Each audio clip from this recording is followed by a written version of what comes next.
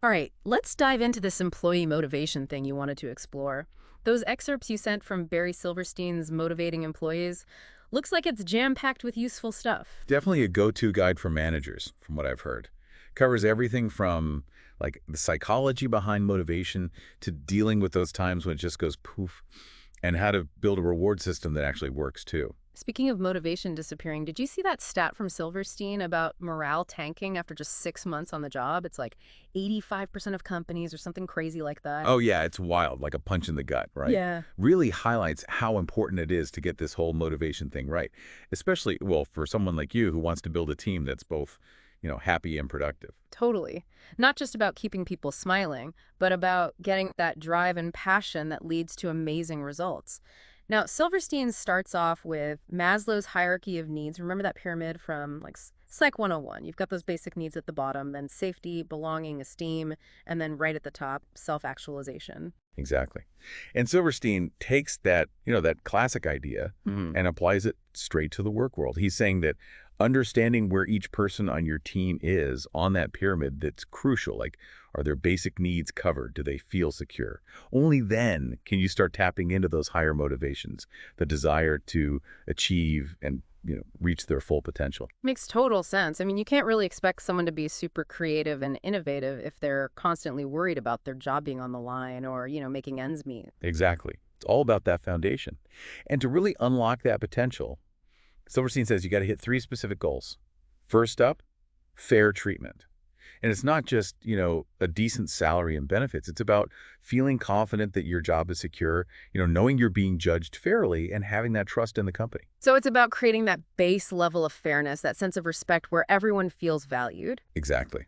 Hitting that fairness target is crucial. Goal number two, achievement. People need to feel pride in their work, seeing that what they do matters and getting that recognition when they nail it. Yeah, give them those chances to push their skills, take ownership of their work, and feel that sense of accomplishment, that nailed it feeling. Absolutely. And the last of the big three, you've got to foster camaraderie, that feeling of belonging, being part of a team, having those good relationships with colleagues. We all know how a toxic environment, even if work itself is cool, it can just drain you, right? Drains your energy and enthusiasm for sure. It's about creating a culture where people can collaborate, share ideas, back each other up, and celebrate those wins together. And Silverstein's research here, it's really interesting. He found that if you miss even one of these goals, employees are, get this, 3 times less enthusiastic than those who have all three. Yeah, 3 times. It's huge. And it really highlights how important it is to address all three, fair treatment, achievement, and camaraderie. Not just pick and choose. You can't just like throw money at people and expect them to be fully on board if they feel undervalued or isolated. Okay, so fair treatment, achievement, camaraderie, those are the cornerstones. But how do you actually become that manager, the one who inspires people to bring their best every day? What's the magic formula? $1 million question. Right. And Silverstein does offer some solid advice on becoming what he calls a motivational manager. But it's more than just being the cheerleader or, a nice person. I bet. So give it to me straight. What are some of the big takeaways? Well, he's big on leading by example. Mhm. Managers have got to embody that enthusiasm, that drive they want to see in their team. You can't be dragging your feet and looking bored, and then expect everyone else to be energized and gung-ho. Actions speak louder, right? You got to walk the walk, not just talk the talk. Exactly. But it's more than just bringing the energy. Silverstein also talks about really reading your employees. Okay, reading employees, what does that even mean? It's about understanding their individual motivators. Yeah. What makes them tick, what they're good at, where they struggle, how they communicate, even those unspoken concerns. Got to be observant, perceptive, and a good listener.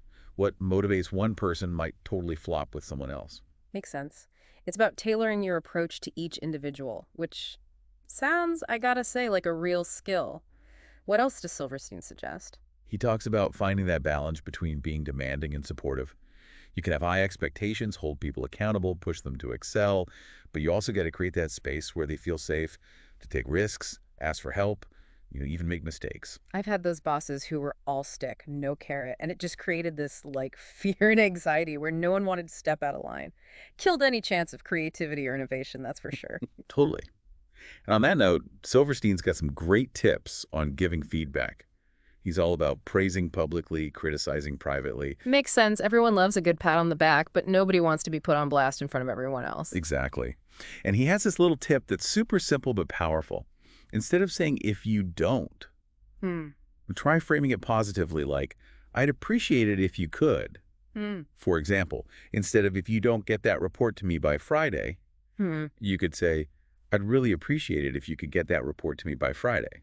It's subtle, but I can see how that shift in language would make a difference. It's less about barking orders, more about, working together and respecting each other. Exactly. And that ties right into Silverstein's next big point, building trust. Right, because without trust, you're battling suspicion and second guessing, and you get that lack of commitment, too. Right.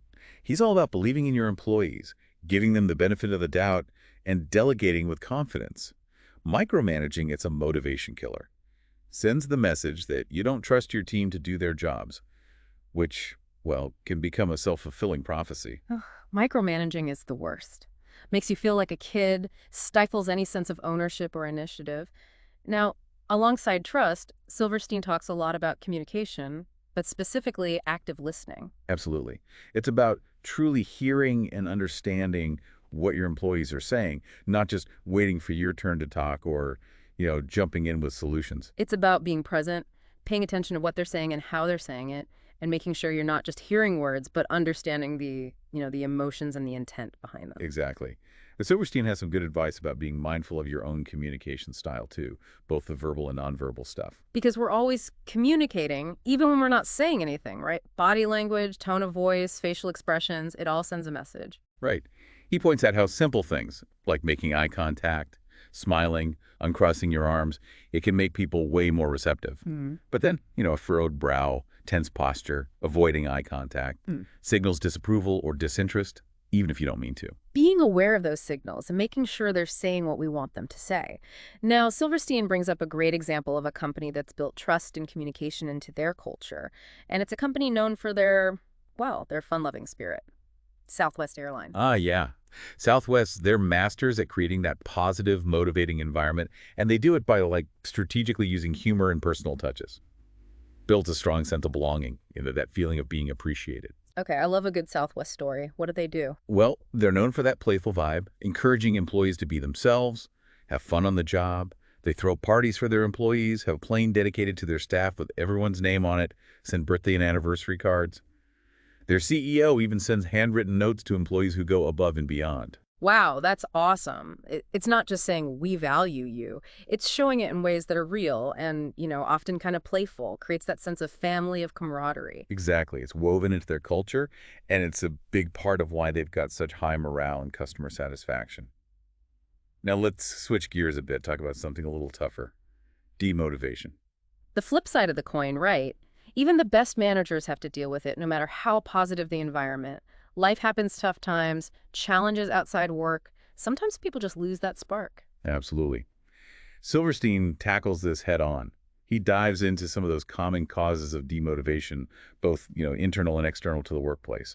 Outside the office, it could be financial pressures, relationship struggles, health problems. Those things creep in and just sap your energy. And inside the company, well, we've all been there, right? Mm. Unfair treatment, lack of recognition, feeling like your work doesn't matter, being stuck in a dead-end job with no room to grow. Recipe for burnout and resentment. It is. And Silverstein doesn't just, theorize about this. He uses real-world examples. He mentions this study where two-thirds of employees said their managers were way more likely to criticize than praise. Kind of brutal. Right. Ouch, that's gotta hurt. Really shows how important that positive reinforcement is. People need to feel appreciated to stay motivated. But what can you do as a manager when you see those signs of demotivation? You can't exactly wave a magic wand and make someone's personal problems disappear. You can't, but you can approach it with, empathy and compassion and really wanting to help. Silverstein suggests a 3-step process for tackling it. Step 1, learn to spot those signs early. Are you seeing changes in behavior like someone showing up late, missing deadlines, withdrawing from the team, or just getting more negative? Those subtle shifts, they can be easy to miss if you're not paying attention. Okay, so you've noticed something's off. Then what? Next step, address it directly, but with compassion, not in public, of course. It's about pulling that person aside, expressing your concern, and really listening to understand the root cause. Are they feeling overwhelmed, undervalued, unsupported?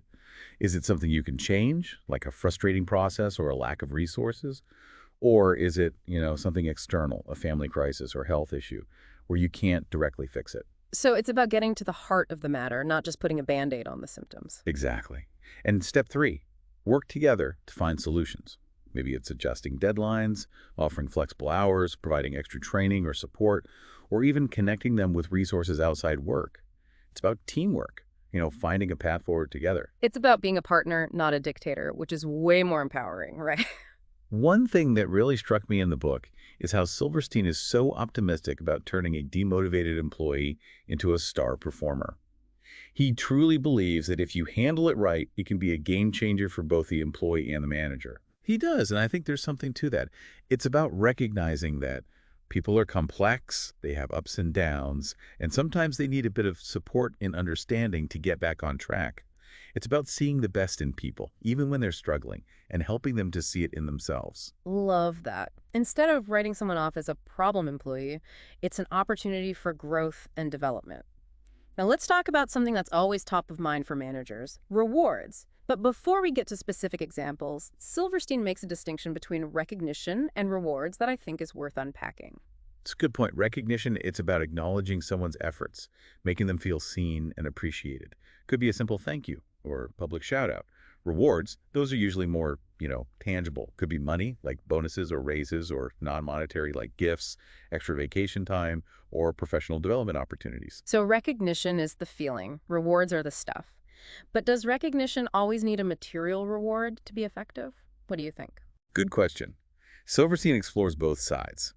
Some research shows that genuine praise or attention from a manager can be enough to make someone feel valued and motivated, even without a physical reward. Oh, Think back to Southwest, right? They're not necessarily handing out huge bonuses, but they're creating a culture where people feel appreciated. right. It's like they're fostering that intrinsic motivation where people are driven by the satisfaction of doing good work and being part of a positive team. Exactly. But then other studies, they really highlight the power of cold, hard cash, especially these days when everyone's feeling the pinch. Money talks. It's a way to measure your worth, and it can be a strong motivator, especially if it's tied to specific goals. Absolutely. Yeah. And Silverstein's point is there's no one size fits all. The best approach depends on the individual, the company, culture, the situation.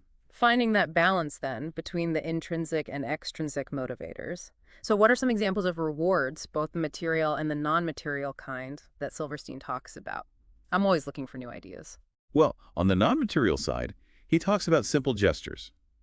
A handwritten note, public praise at a meeting, a small gift that shows you are paying attention to their interests, or even just a sincere and specific compliment on a job well done. Those little things, they can really make someone's day, especially when they're feeling overlooked. Absolutely. Mm. He also mentions things like offering opportunities for professional development, like sending someone to a conference they're interested in, or setting up a mentorship program.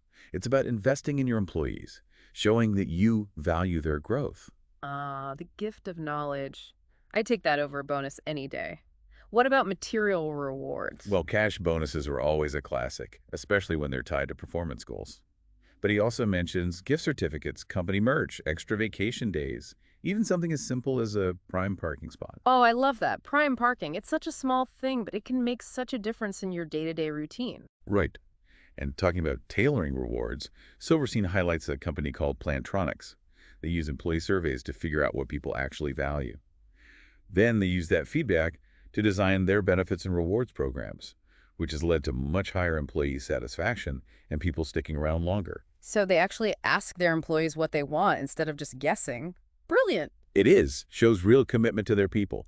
Now, here's a cool one. Kelly Services, the staffing company, they use a points-based program for non-cash awards, kind of like a frequent flyer program, where employees earn points for things like hitting deadlines, going above and beyond, even referring new hires.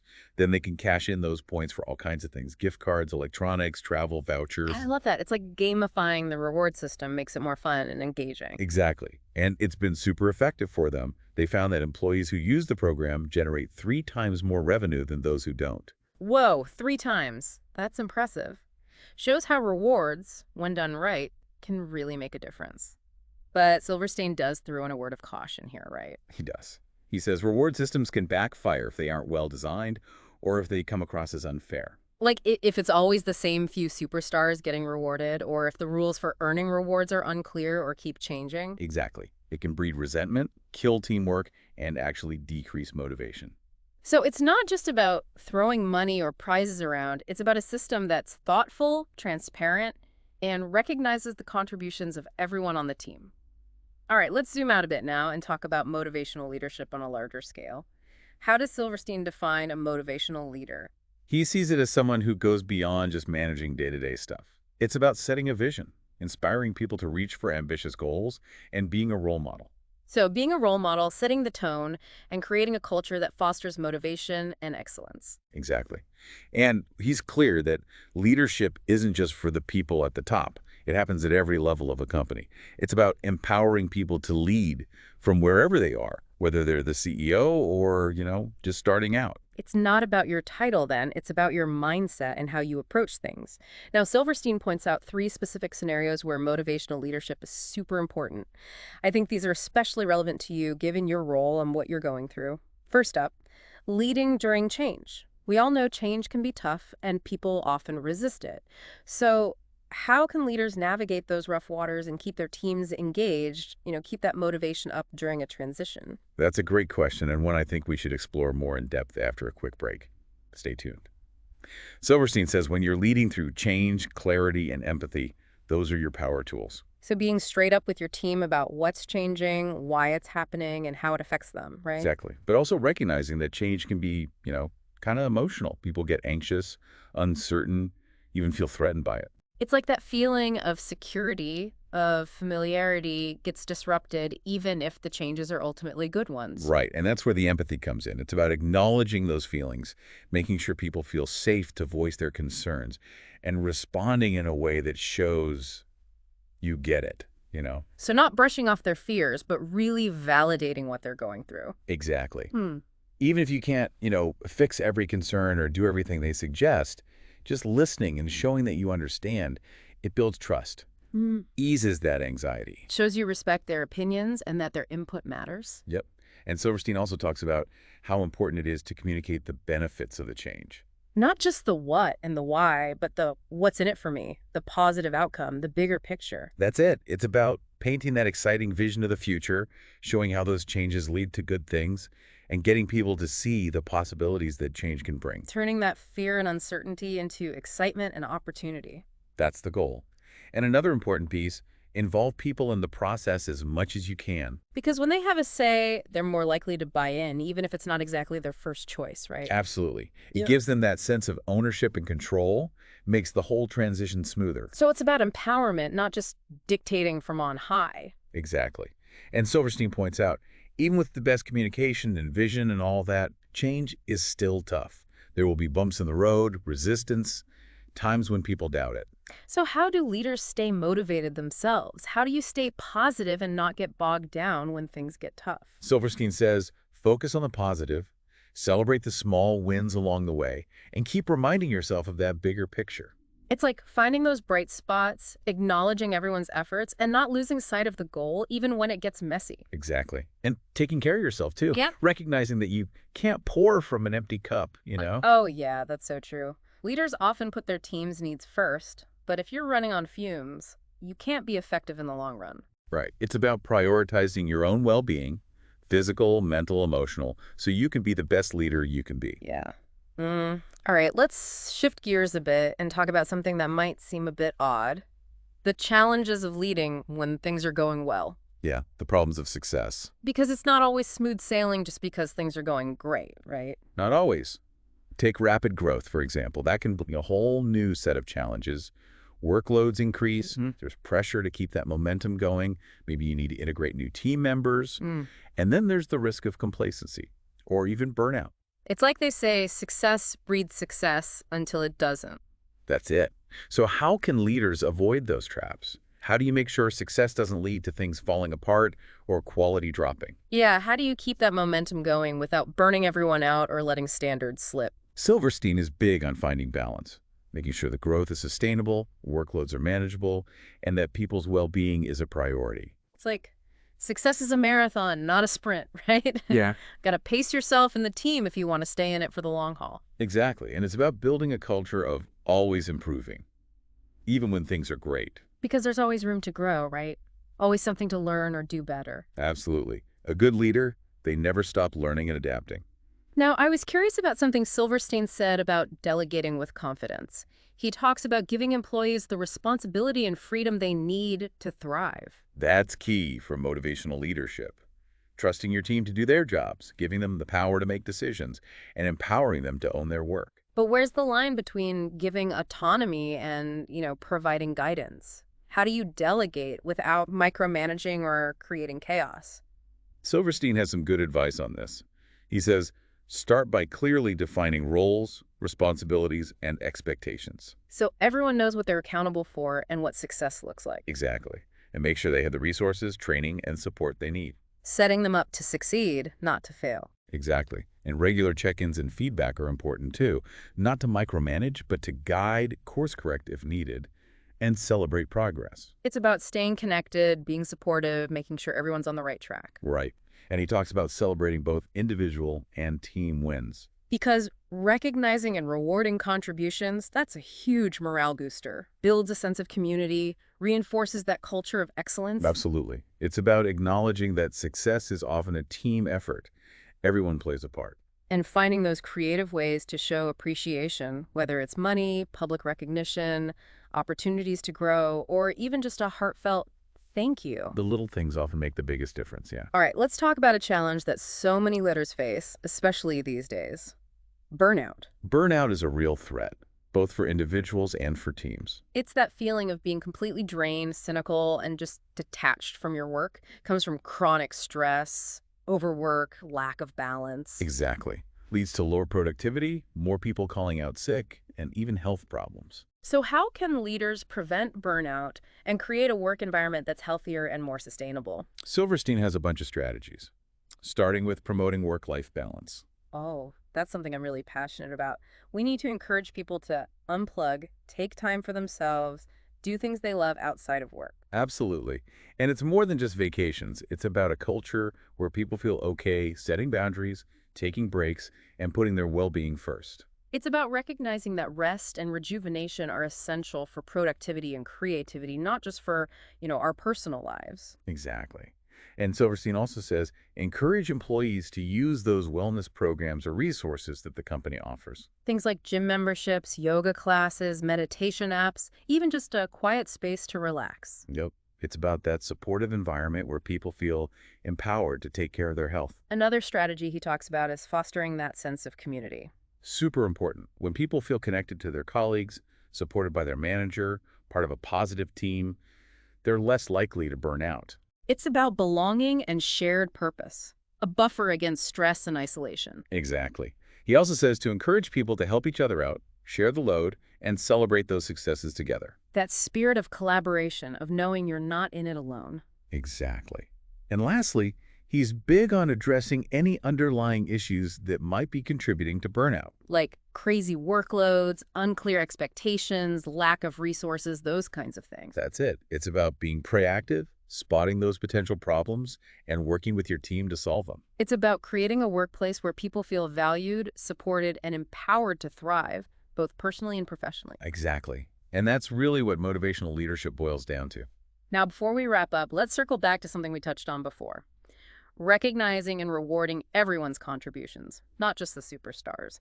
This is something Silverstein really emphasizes. It's about that culture of appreciation, making everyone feel valued and seen for what they bring to the table. Because every role, every task, everything someone contributes, it matters for the company's success. Absolutely. And when people feel like their work matters, they're more engaged, motivated, committed. So how can leaders effectively recognize and reward their whole team, not just the top performers? What are some practical tips? Silverstein suggests a multifaceted approach. First, be specific and genuine with your praise. Not just a good job, but really acknowledging what they did well and how it helped the team. Exactly. And don't wait for a performance review or anything. Be timely. Acknowledge it in the moment. Makes it feel more genuine, for sure. It does. and try different approaches. Because again, what works for one person might not work for another. Exactly. Some people love public praise, others prefer a quiet thank you note or a small gift. It's about knowing your team, tailoring your approach to each person. Right. And he also suggests getting employees involved in recognizing each other. Like peer-to-peer programs, team awards, that sort of thing. That's it. It builds that culture of appreciation, reinforces the idea that everyone's responsible for recognizing and celebrating wins. And finally, tie those rewards to your company values. So you're not just rewarding achievement, but also behaviors that support the company's mission and culture. Things like collaboration, innovation, great customer service, ethical behavior, those are all important. Exactly. It's about rewarding the behaviors you want to see more of. Now, as we come to the end of our deep dive into Silverstein's motivating employees, what are some big takeaways that stand out for you, especially thinking about what you're going through right now? One of the biggest things for me is that motivational leadership, it's not a one and done thing. It's a constant process, always needs attention, effort, and, adapting to what's happening. It's not something you can check off your to-do list. It's an ongoing mindset. Exactly. And it's not about being perfect or having all the answers. It's about being willing to learn, to grow, to change along with your team. It's about embracing those challenges, celebrating the wins, creating that environment where everyone feels supported, valued, and inspired. That's it. And remember, this is just one perspective. Lots of other resources and approaches out there. The key is to find what works best for you, your team, your company. Exactly. And keep learning, keep experimenting. Well said.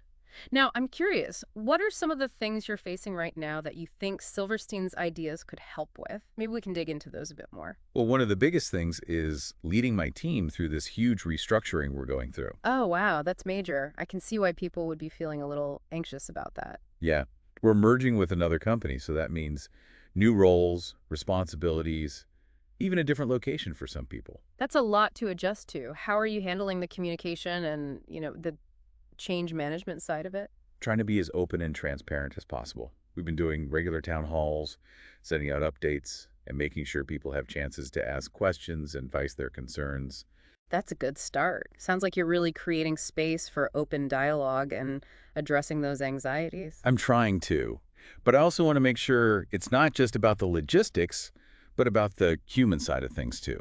So important. It's easy to get caught up in the details and forget that people are going through an emotional process. Right. So I'm trying to find ways to acknowledge their feelings, validate their concerns, and make sure there's that sense of continuity and support. What kind of things are you doing to make that happen? Well, I've been meeting with people individually to talk about their concerns and how the merger might affect them. That's a great way to show you care about their individual experiences and you're invested in their success. Exactly.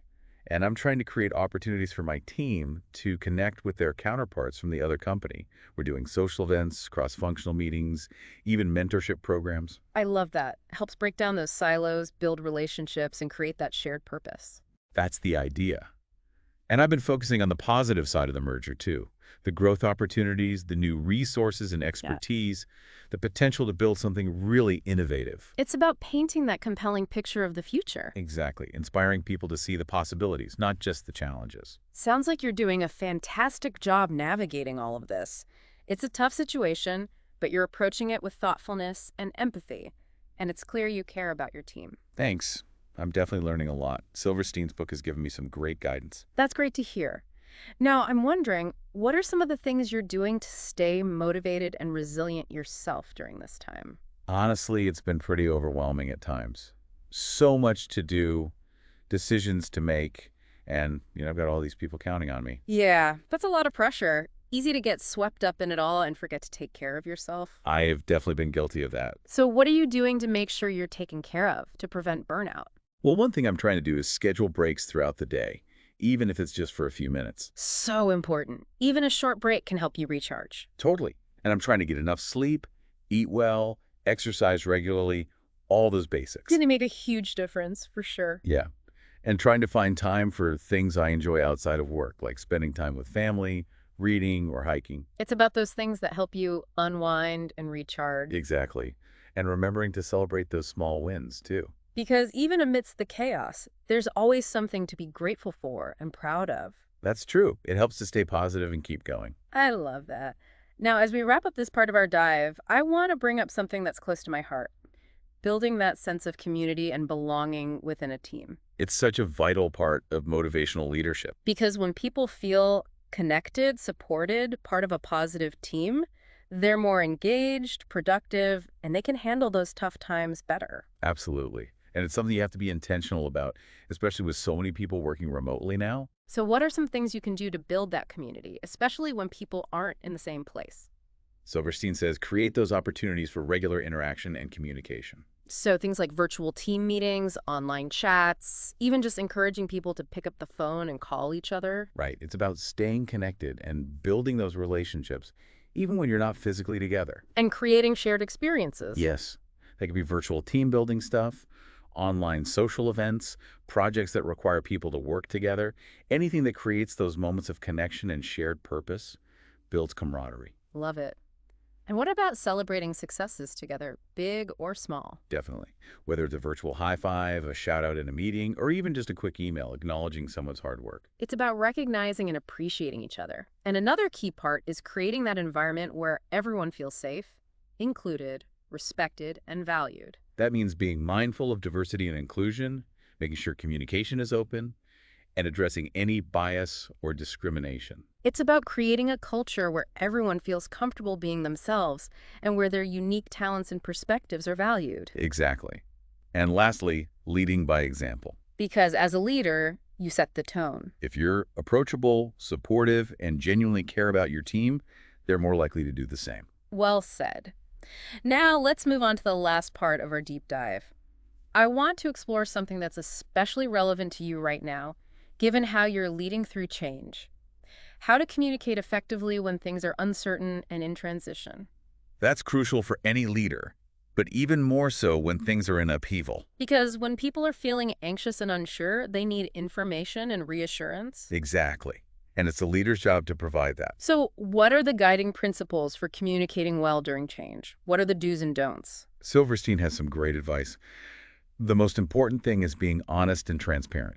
Don't try to sugarcoat it or pretend everything's fine when it's not. Exactly. People see right through that. It erodes their trust. So be upfront about the challenges, the uncertainties, the potential impact, but also be clear about your goals, the plan, the positive outcomes you're working towards. It's about being honest, but also giving them hope. That's a great way to put it. And what about the frequency of communication? How often should you be talking to your team during these times? Silverstein says communicate often and consistently. Don't let rumors and speculation fill a void. Right. Give regular updates, even if there's not a ton of new information. It shows you on top of it and that you're committed to keeping them in the loop. Exactly. And he also says use multiple channels to communicate. Don't just rely on email or big announcements. No, use a mix. Team meetings, one-on-ones, online forums, even social media. Make sure everyone can get the information they need, no matter where they are or how they prefer to communicate. That's the goal. And don't forget about listening and responding to concerns. It's a two-way street. Create those opportunities for dialogue, get feedback, address people's anxieties. Exactly. Shows them you value their input, that you're trying to make this transition as smooth as possible. Now let's talk about a specific challenge that comes up a lot during change. Resistance. Resistance is natural. It's how we react to change. It's important to recognize that and to approach it with empathy. So how can leaders deal with that resistance without creating more conflict or resentment? Silverstein has a few suggestions. First, try to understand why people are resisting. Is it fear of the unknown? Lack of trust in leadership? Worry about their jobs? Exactly. Once you get to the root cause, you can address it more effectively. And what about involving people in the change process? That's huge. When people feel like they have a voice, that they have some control, they're less likely to resist. Empower them to be part of the solution, not just passive bystanders. Exactly. And give them clear, compelling reasons for the change. Connect it to the company's mission, show how it will benefit the team. Paint that picture of the positive outcome. Right. And be ready to address those concerns and answer questions honestly and openly. Transparency and authenticity are key for building that trust and overcoming resistance. Couldn't agree more. And finally, Silverstein says, be patient and persistent. Because change doesn't happen overnight, and it's rare for everyone to jump on board immediately. True. So be patient, be persistent, be supportive, and don't give up on those who are having a hard time. Well said. Now let's shift gears and talk about those unsung heroes, the folks who don't always get the recognition they deserve. The ones who consistently go above and beyond, the backbone to the team. Right. They're essential, but often overlooked. How can leaders effectively recognize and reward those folks? What's more than just saying, thank you? Silverstein says first, make an effort to really see their contributions. Pay attention to the details, the extra effort, their willingness to help. Exactly. And be specific when you praise them. Let them know exactly what you appreciate and how it impacts things. So it's not just a general good job, but tied to specific actions and their impact. Right. And another idea is to create opportunities for them to showcase their talents. Give them challenging assignments, involve them in high-profile projects, maybe encourage them to present their ideas to leadership. Exactly. Give them a chance to shine. Show what they're capable of. And what about professional development? Yes. Send them to conferences, offer training, create mentorship programs. Shows you're invested in their future, that you value their contribution. Exactly. And never underestimate the power of a simple thank you note or a small gift. It's a tangible way to say, I appreciate you. Sometimes those little gestures mean the most. All right, let's talk about a topic that's essential for leadership, but can be tough to build. Trust. Trust is foundational for any relationship, personal or professional. And it's so important at work. People need to feel confident that their leaders have their back. Exactly. So how do leaders build trust with their teams? What are the key things to keep in mind? Silverstein lays out a few factors. The most important is honesty and transparency. Don't hide things, don't try to spin the truth, and don't make promises you can't keep. People know when you're not being real, and it just breaks down that trust. Exactly. Yeah. So be upfront about the challenges, the uncertainties, even the mistakes. It shows you're human, that Yeah. you don't have to be perfect. Right. And then there's consistency. Your actions have to match your words. Don't say one thing and do another. Exactly. And People need to know what to expect from you, that you'll follow through on your commitments. fairness and respect are huge, too. Absolutely. Treat everyone equally, no matter their position. Listen to different points of view, even if you don't agree. Shows that you value everyone's input and that you're trying to create a fair environment. Exactly. And last but not least, you've got to be competent. People need to believe you can do your job. That's it. Stay on top of your skills, keep learning. Don't be afraid to ask for help when you need it. It shows you're always striving to improve and that you don't have to know everything. Now, let's talk about something that can be a bit stressful for both leaders and employees. Performance reviews. Performance reviews can be helpful for giving feedback, recognizing achievements, and figuring out areas for growth. But they can also be really stressful and tense if they're not done well. Totally. So how can leaders make performance reviews more productive and less painful? Silverstein has some good tips. First, he says, shift the focus from evaluation to development. Instead of just dwelling on past performance, use the review to talk about future goals, growth, and create a plan for development. So it's a collaborative process, not a judgment. Exactly. And give feedback throughout the year, not just during the review. That way there are no surprises and people have a chance to make adjustments. Right. And be specific and objective with your feedback. Don't just say, great job, or you need to improve. Give concrete examples, both good and bad, tied to specific goals and expectations. Makes the feedback more useful and actionable. It does. And use the review as a chance to celebrate wins and acknowledge achievements too. It's important to acknowledge those positive contributions and reinforce the good stuff. Absolutely. Now let's talk about something that's really important to you. Given your interest in creating a workplace that's motivating and engaging, fostering a culture of innovation. Innovation is essential for any company that wants to stay ahead of the game. Absolutely. Yeah. But it doesn't just happen. You have to create a culture that encourages creativity and taking risks. So how do leaders do that? What are the key things to focus on? Silverstein points to a few things. First, create a safe space for experimentation. Encourage people to try new things, even if they might not work out. Failure is part of the process, right? Yeah, It's about creating a culture where it's okay to take risks and learn from those missteps. definitely. What else? Diversity of thought is huge. Bring people together with different backgrounds, experiences, and perspectives. That helps spark new ideas and challenge the way things are usually done. Exactly. And give people the resources and support they need to be innovative. That could be time, funding, training, mentors, even just the right tools and tech. It's about empowering them to try things, take risks, and make their ideas a reality. And recognizing and rewarding innovation, right? Absolutely. Celebrate the wins, share those stories, create a culture where people are proud to contribute their ideas. It's about positive reinforcement, Yeah. encouraging that cycle of innovation. Exactly. Now, as we head into the final part of our deep dive, I want to talk about something that's often a challenge for leaders: managing conflict. Conflict is bound to happen in any workplace, but it's not always a bad thing. Sometimes it can actually lead to creative solutions and positive changes. Right, it's about channeling that conflict in a productive way.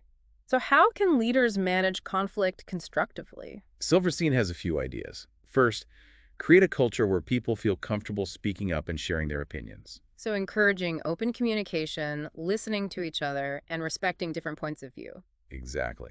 And when conflict does come up, address it head on. Don't let it fester. Don't let it simmer and turn into something bigger.